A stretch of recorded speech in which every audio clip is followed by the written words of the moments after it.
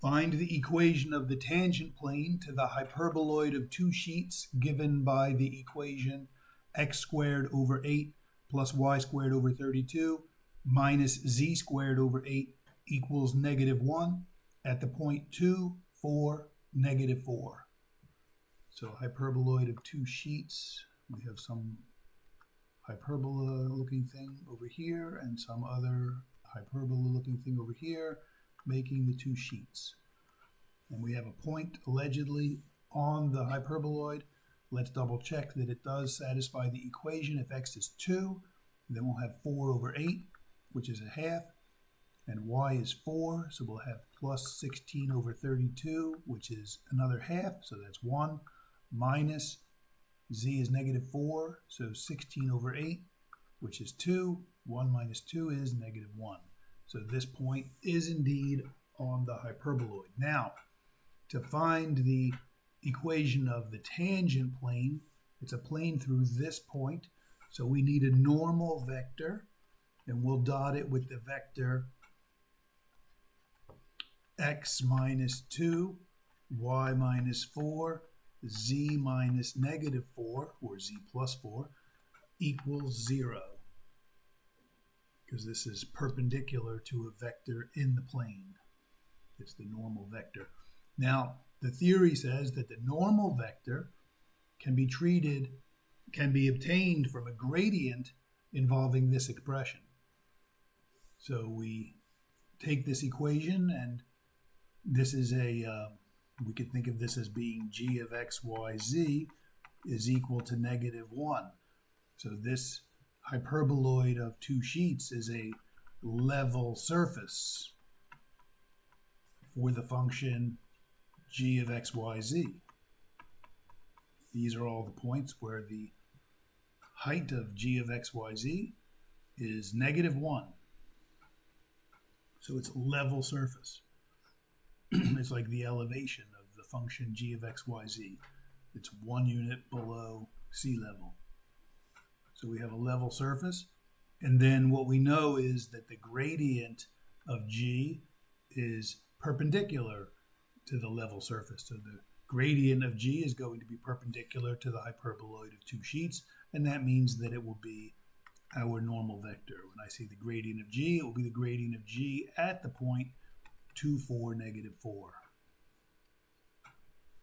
So first we calculate the gradient of g at x, y, z, and that's g sub x, g sub y, g sub z, partial derivatives, and the partial derivatives are 2x over 8, or x over 4, 2y over 32, or y over 16, and -2z over 8, or -z over 4.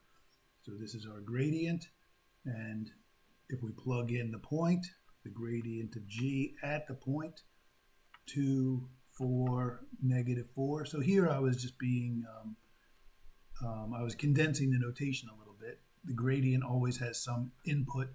That was x, y, z. I just suppressed it because it wasn't necessary. And same here, these are function of x, y, z, function of x, y, z, function of x, y, z. So we plug in the point, 2, 4, -4. When x is 2, we get 2 over 4, which is a half. When y is 4, 4 over 16 is a quarter. And when z is -4, we get 4 over 4, which is 1. So we can use this for the gradient of g. And that's our normal vector. So just plugging that in here, the equation of the plane, 1/2, 1/4, 1, dotted with a vector in the plane, x minus 2, y minus 4, z plus 4 is equal to 0.